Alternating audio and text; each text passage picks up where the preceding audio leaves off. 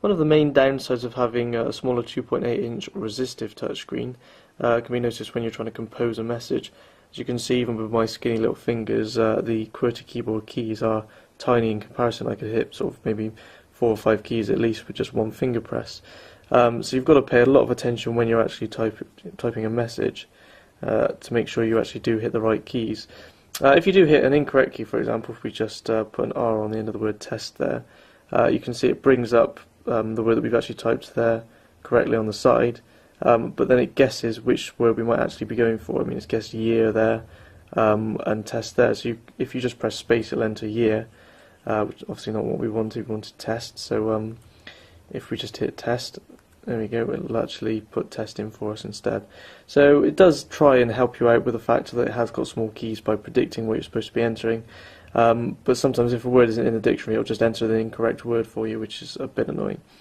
Each key that you tap gives you a little bit of haptic feedback in the form of a little vibration. Sometimes for some reason it vibrates a little bit more strongly. I don't know why. It seems to be a little bit of a glitch I've noticed.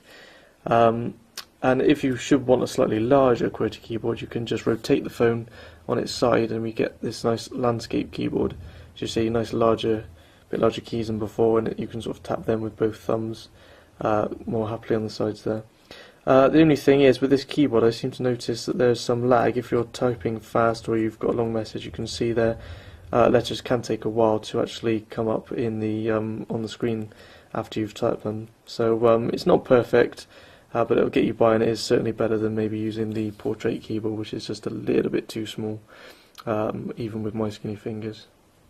On top of that, it's also worth noting that if you didn't want to use a QWERTY keyboard, if you're maybe more at home using a keypad, there is an option for a phone keypad.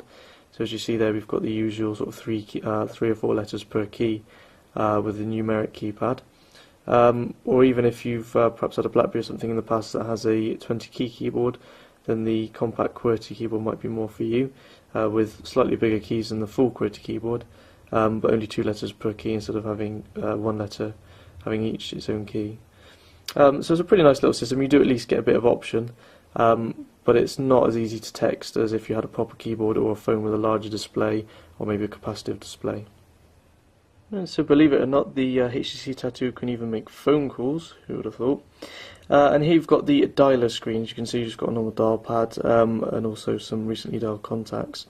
And there's a nice smart search feature as well. So if we wanted to search, for example, for Jack Black, we can just hit J and A on the keypad there and we get Jack Black come up. Also, because the letters C and K are allocated to those same keys, we get Clark Kent as well, for example. You can also go straight to your favourites from here, and it just lists all your favourites straight there in the favourites pane. Or you can just shoot straight across to all your contacts. Then you've got grouped contacts as well if you've created any groups. Contact updates if any of your Facebook friends have updates, and your recently dialed contacts as well. The Facebook integration is particularly good on the HTC Tattoo, just as it was on the Hero. So if you just go into one of your Facebook contacts and go across to their updates, for example, you can see any updates that they might have made. Also in the same one you can see any messages you've got from them, any SMS or email messages, as well as all their details. Or you could even see any photo albums that they've got on either Flickr or Facebook, and then you can actually just hop straight into one of those and just look through their photo albums. So it's a really nice experience. You can see you can just search through and just tap on a photograph just to load it up full screen. So very, very nice experience indeed. Makes it sort of a lot easier than just having to log on to Facebook through the web browser. Certainly a lot better just to go on like that. So I'm just going to quickly show you web browsing on the HTC Tattoo. As you can see, we've got a browser shortcut there, but we can otherwise scoot across to the bookmarks widget, and you can see we can just scroll through and find whichever bookmark we want, or add a new bookmark quite easily. We've added mobile button at the top here, so we just have a look at that. And it's actually loaded up previously, so we just let it reload.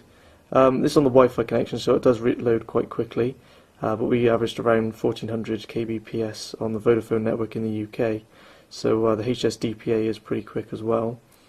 As you can see, it's all loaded up already. There's a little bit left to go, just a few adverts, but it's already moving around quite fluidly with our thumbs scrolling.